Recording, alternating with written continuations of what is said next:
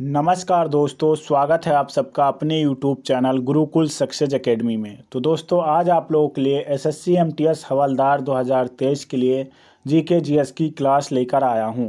यह class SSC MTS हवलदार 2023 के लिए बहुत ही महत्वपूर्ण होने वाली है।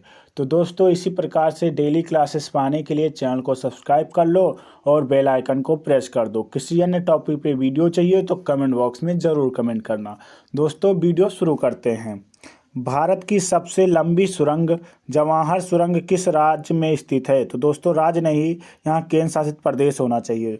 तो किस केंद्र शासित प्रदेश में स्थित है? तो जम्मू कश्मीर में। ऑप्शन नंबर 20 का सही आंसर होगा जम्मू कश्मीर में स्थित है। ऑप्शन नंबर 20 का सही आंसर होगा। आगे बढ़ते और अगला प्रश्न है, आगरा शहर के संस्थापक कौन थे? तो आगरा शहर के संस्थापक सिकंदर लोधी थे। ऑप्शन नंबर इसका सी सही आंसर होगा। आगरा शहर के संस्थापक सिकंदर लोधी थे। इब्राहिम लोधी लोधी वंश के अंतिम शासक थे। इनकी मृत्यु पानीपत के प्रथम युद्ध में हुई थी बाबर के द्वारा। ऑप्शन नंबर सी इसका सही आंसर होगा। आगे बढ़ते और अगला प्रश्न है, इंसुलिन की कमी से कौन सा रोग होता है? तो इंसुलिन की कमी से डायबिटीज रोग होता है। ऑप्शन नंबर सी इसका सही आंसर होगा। इंसुलिन की कमी से डायबिटीज रोग होता है। आगे बढ़ते और अगला प्रश्न है, 3 बिगहा कॉरिडोर किन दो देशों को जोड़ता है? तो 3 बिगहा कॉरिडोर जो है वो बांग्लादेश और भारत को आपस में जोड़ता है। ऑप्शन नंबर सी इसका सही आंसर होगा। बांग्लादेश और भारत को 3 बिगहा कॉरिडोर आपस में जोड़ता है। भारत और चीन के बीच मैकमोहन रेखा है। भारत और पाकिस्तान के बीच रेड क्लिफ रेखा है। तो ऑप्शन नंबर इसका सी सही आंसर होगा। आगे बढ़ते और अगला प्रश्न है, नीति आयोग के पदेन अध्यक्ष के रूप में कौन कार्य करता है? तो नीति आयोग के पदेन अध्यक्ष के रूप में प्रधानमंत्री कार्य करते हैं। ऑप्शन नंबर 20 का सही आंसर होगा। प्रधानमंत्री नीति आयोग के पदेन अध्यक्ष होते हैं। ऑप्शन नंबर 20 का सही आंसर होगा। नीति आयोग की स्थापना योजना आयोग के स्थान पर किया गया है। आगे बढ़ते और अगला प्रश्न है, निम्नलिखित में से कौन सा तत्व मेंडलीव की आवर्त सारणी में एक निश्चित स्थान नहीं पा सका है? तो हाइड्रोजन जो है वो मेंडलीव की आवर्त सारणी में एक निश्चित स्थान नहीं पा सका है। ऑप्शन नंबर सी इसका सही आंसर होगा, हाइड्रोजन।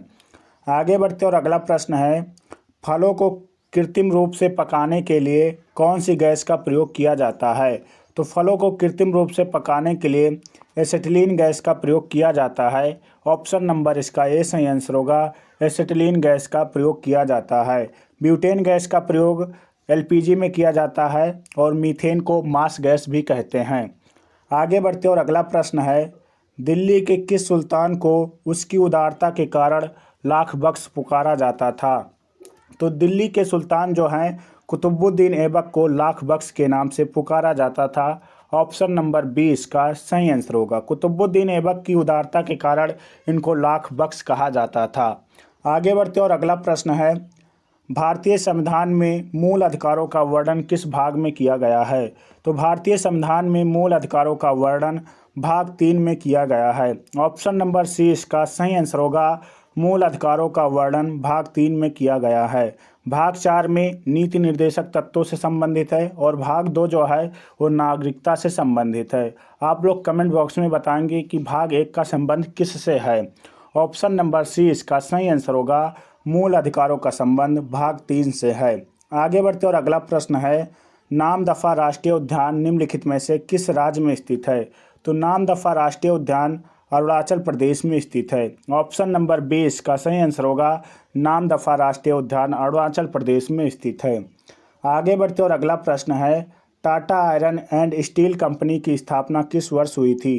तो Tata iron and steel company की स्थापना 1907 ईस्वी में हुई थी। ऑप्शन नंबर 20 का सही आंसर होगा। 1907 ईस्वी में Tata iron and steel company की स्थापना हुई थी। कहाँ पर? जमशेदपुर में। ऑप्शन नंबर इसका बी सही आंसर होगा। आगे बढ़ते और अगला प्रश्न है, निम्नलिखित में से कौन सी खरीफ की फसल है? तो खरीफ की फसल दोस्तों मूंगफली है। ऑप्शन नंबर सी इसका सही आंसर होगा। खरीफ की फसल मूंगफली है। आगे बढ़ते और अगला प्रश्न है, मेरियाना ट्रेंच किस महासागर में पाया जाता है? तो मेरियाना ट्रेंच जो है वो प्रशांत महासागर में पाया जाता है। ऑप्शन नंबर इसका बी सही आंसर होगा, मेरियाना ट्रेंच प्रशांत महासागर में पाया जाता है। आगे बढ़ते और अगला प्रश्न है, काराकोरम पर्वत श्रेणी का विस्तार कितने देशों में है? तो काराकोरम पर्वत श्रेणी का विस्तार 3 देशों में है। ऑप्शन नंबर इसका ए सही आंसर होगा। वो 3 देश कौन कौन से हैं? तो पहला इंडिया है दोस्तों, फिर दूसरा पाकिस्तान, फिर तीसरा चाइना। 3 देशों में इसका विस्तार है काराकोरम पर्वत श्रेणी का। ऑप्शन नंबर इसका ए सही आंसर होगा। आगे बढ़ते और अगला प्रश्न है, निम्नलिखित में से चंबल नदी की सहायक नदी कौन सी है? तो चंबल नदी की सहायक नदी बनास नदी है। ऑप्शन नंबर बी इसका सही आंसर होगा, चंबल नदी की सहायक नदी बनास नदी है। आगे बढ़ते और अगला प्रश्न है, गर्म जल धाराएँ किसके निकट उत्पन्न होती हैं और ध्रुवों की ओर गतिमान होती हैं? तो गर्म जल धाराएँ जो हैं वो भूमध्य रेखा के निकट उत्पन्न होती हैं। ऑप्शन नंबर सी इसका सही आंसर होगा, भूमध्य रेखा के निकट उत्पन्न होती हैं। दोस्तों एक बार समझ लीजिए इसको, ये हो गई भूमध्य रेखा आप लोगों की, ये ध्रुव हो गया दोस्तों। तो जो भूमध्य रेखा से उत्पन्न होकर धारा जाएगी वो गर्म जल धारा होगी, भूमध्य रेखा से ध्रुवों की ओर जाएगी तो गर्म जल धारा होगी, और ध्रुवों से जो भूमध्य रेखा की ओर आएगी वो ठंडी जल धारा कहलाएगी। तो ये दोनों आप लोग समझ लीजिएगा। आगे बढ़ते और अगला प्रश्न है, महात्मा गांधी किसके विरोध में केसरे हिंद की उपाधि वापस कर दी थी? तो जलियांवाला बाग हत्याकांड के विरोध में केसरे हिंद की उपाधि महात्मा गांधी जी ने त्याग दी थी। ऑप्शन नंबर इसका बी सही आंसर होगा। जलियांवाला बाग हत्याकांड कब हुआ है? तो दोस्तों 1919 में हुआ है। चौरी चौरा कांड कब हुआ है? तो 1922 ईस्वी में हुआ है। काकोरी ट्रेन डकैती कब हुई है? तो दोस्तों 1925 ईस्वी में काकोरी ट्रेन डकैती हुई है। ऑप्शन नंबर बी इसका सही आंसर होगा। आगे बढ़ते और अगला प्रश्न है, बाबरनामा की रचना किस भाषा में की गई थी? तो बाबरनामा की रचना तुर्की में की गई थी। ऑप्शन नंबर बी इसका सही आंसर होगा। आगे बढ़ते और अगला प्रश्न है, अढ़ाई दिन का झोपड़ा नामक मस्जिद का निर्माण किसने करवाया था? तो अढ़ाई दिन का झोपड़ा नामक मस्जिद का निर्माण कुतुबुद्दीन ऐबक ने कराया था। ऑप्शन नंबर इसका ए सही आंसर होगा, कुतुबुद्दीन ऐबक ने कराया था। कुतुबुद्दीन ऐबक ने गुलाम वंश की स्थापना की थी। आगे बढ़ते और अगला प्रश्न है, गौतम का संबंध किस दर्शन से है? तो गौतम का संबंध जो है न्याय दर्शन से है। ऑप्शन नंबर बी इसका सही आंसर होगा, गौतम का संबंध न्याय दर्शन से है। आगे बढ़ते और अगला प्रश्न है, किस प्रकार की मिट्टी में पानी की मात्रा अधिकतम बनी रहती है? तो चिकनी मिट्टी में जो है पानी की मात्रा अधिकतम बनी रहती है। ऑप्शन नंबर इसका ए सही आंसर होगा, चिकनी मिट्टी में पानी की मात्रा अधिकतम बनी रहती है।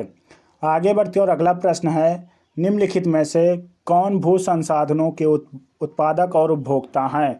तो भू संसाधनों के उत्पादक और उपभोक्ता मानव हैं। ऑप्शन नंबर इसका ए सही आंसर होगा, मानव हैं। आगे बढ़ते और अगला प्रश्न है, महावेली गंगा किस देश की सबसे लंबी नदी है? तो महावेली गंगा जो है वो श्रीलंका की सबसे लंबी नदी है। ऑप्शन नंबर डी इसका सही आंसर होगा, महावेली गंगा श्रीलंका की सबसे लंबी नदी है। आगे बढ़ते और अगला प्रश्न है, किस भारतीय राज्य को उसकी स्थलाकृति के कारण लाल नदी और नीली पहाड़ियों की भूमि के नाम से जाना जाता है? तो असम राज्य को लाल नदी और नीली पहाड़ियों की भूमि के नाम से जाना जाता है। ऑप्शन नंबर बी इसका सही आंसर होगा, असम राज्य को जाना जाता है। आगे बढ़ते और अगला प्रश्न है, मोर को भारत का राष्ट्रीय पक्षी कब घोषित किया गया? तो मोर को भारत का राष्ट्रीय पक्षी 26 जनवरी 1963 में घोषित किया गया।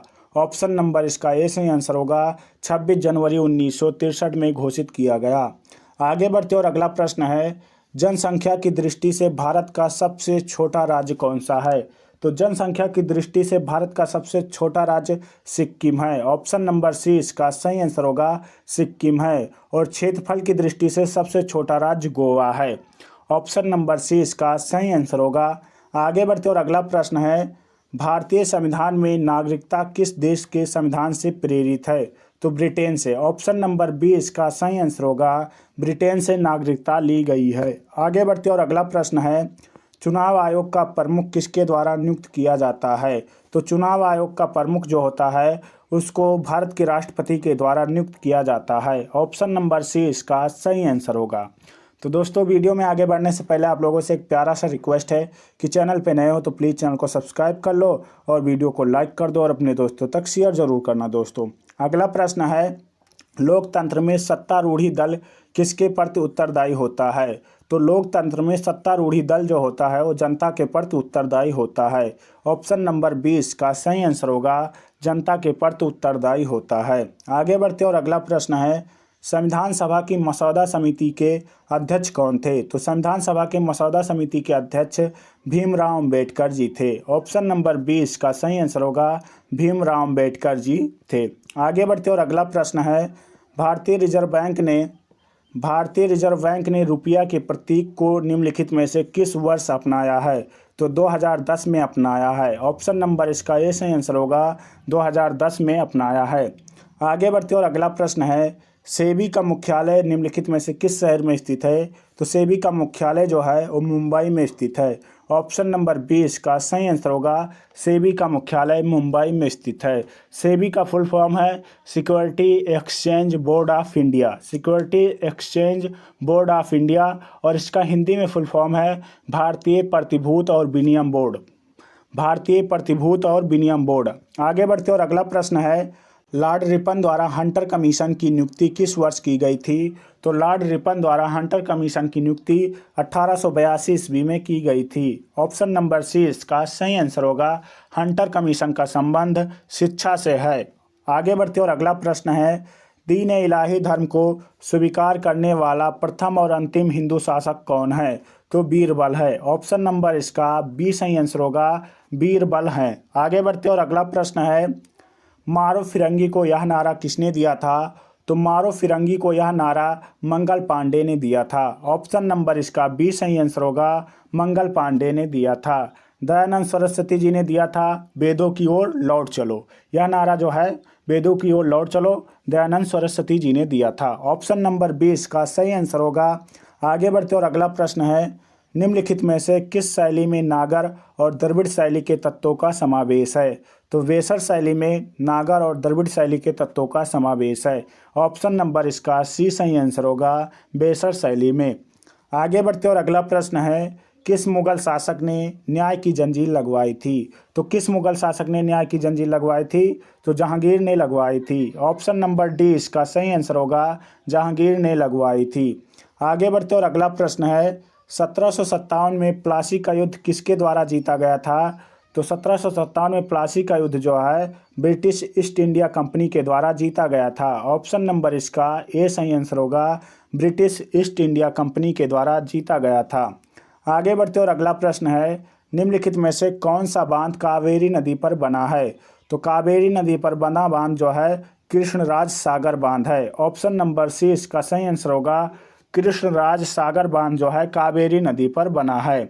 आगे बढ़ते और अगला प्रश्न है, निम्नलिखित में से कौन सी नदी गोदावरी नदी की सहायक नदी है? तो गोदावरी नदी की सहायक नदी वैनगंगा है। ऑप्शन नंबर इसका ए सही आंसर होगा वैनगंगा है। गोदावरी नदी जो है दक्षिण भारत की सबसे लंबी नदी है। आगे बढ़ते और अगला प्रश्न है, निम्नलिखित में से किस भारतीय राज्य की सीमा नेपाल से नहीं लगती है? तो असम राज्य की जो है सीमा नेपाल से नहीं लगती है। ऑप्शन नंबर सी इसका सही आंसर होगा असम राज्य की सीमा नेपाल से नहीं लगती है। नेपाल से लगने वाले राज्यों की सीमा जो है वो राज्य कौन कौन से हैं? उत्तराखंड है, उत्तर प्रदेश है, बिहार है, पश्चिम बंगाल है, सिक्किम है। तो दोस्तों आगे बढ़ते और अगला प्रश्न देखते हैं। अगला प्रश्न है, निम्नलिखित में से किस शहर में भारत का पहला चंदन संग्रहालय स्थापित किया जा रहा है? तो भारत का पहला चंदन संग्रहालय मैसूर में स्थापित किया जा रहा है। ऑप्शन नंबर डी इसका सही आंसर होगा मैसूर में स्थापित किया जा रहा है। आगे बढ़ते और अगला प्रश्न है, एक ही भूमि पर एक साथ दो या दो से अधिक फसलें उगाना कौन सी फसल प्रणाली से संबंधित है? तो मिश्रित फसल प्रणाली से संबंधित है। ऑप्शन नंबर इसका ए सही आंसर होगा मिश्रित फसल प्रणाली से संबंधित है। आगे बढ़ते और अगला प्रश्न है, जीएसटी का पूरा नाम क्या है? तो जीएसटी का पूरा नाम गुड्स एंड सर्विस टैक्स है। ऑप्शन नंबर इसका सी सही आंसर होगा गुड्स एंड सर्विस टैक्स जो है जीएसटी का पूरा नाम है। आगे बढ़ते और अगला प्रश्न है, भारतीय अर्थव्यवस्था का प्राथमिक क्षेत्र कौन सा है? तो भारतीय अर्थव्यवस्था का प्राथमिक क्षेत्र कृषि है। ऑप्शन नंबर 20 का सही आंसर होगा कृषि है। आगे बढ़ते और अगला प्रश्न है, केरल में फसल की कटाई पर कौन सा त्यौहार मनाया जाता है? तो केरल में फसल की कटाई पर ओणम त्यौहार मनाया जाता है। ऑप्शन नंबर इसका सी सही आंसर होगा। ओणम त्यौहार केरल में मनाया जाता है। आगे बढ़ते और अगला प्रश्न है, कैलाश सत्यार्थी को नोबेल पुरस्कार कब दिया गया था? तो कैलाश सत्यार्थी को नोबेल पुरस्कार सन 2014 में दिया गया था। ऑप्शन नंबर सी इसका सही आंसर होगा। सन 2014 में दिया गया था। किसके लिए? शांति के लिए दिया गया था दोस्तों इनको। किसके लिए? शांति के लिए। आगे बढ़ते और अगला प्रश्न है, निम्नलिखित में से किस राज्य में जनसंख्या घनत्व सबसे कम है? तो जनसंख्या घनत्व दोस्तों अरुणाचल प्रदेश में सबसे कम है। ऑप्शन नंबर 20 का सही आंसर होगा। अरुणाचल प्रदेश में सबसे कम है। बिहार में दोस्तों जनसंख्या घनत्व सबसे अधिक है। बिहार में जनसंख्या घनत्व सबसे अधिक है। आगे बढ़ते और अगला प्रश्न है, निम्नलिखित में से कौन सा दिन मानव अधिकार दिवस के रूप में मनाया जाता है? तो मानव अधिकार दिवस के रूप में 10 दिसंबर को मनाया जाता है। ऑप्शन नंबर सी इसका सही आंसर होगा। मानव अधिकार दिवस के रूप में 10 दिसंबर को मनाया जाता है। आगे बढ़ते और अगला प्रश्न है, राज्यसभा का पदेन अध्यक्ष कौन होता है? तो राज्यसभा का पदेन अध्यक्ष उपराष्ट्रपति होता है। ऑप्शन नंबर 20 का सही आंसर होगा। राज्यसभा का पदेन अध्यक्ष उपराष्ट्रपति होता है। तो दोस्तों अगर वीडियो अच्छी लगी हो तो प्लीज़ वीडियो को लाइक कर दो और अपने दोस्तों तक शेयर कर दो। चैनल पे नए हो तो प्लीज़ चैनल को सब्सक्राइब कर लो। मिलते हैं अगले वीडियो में, तब तक के लिए जय हिंद जय भारत।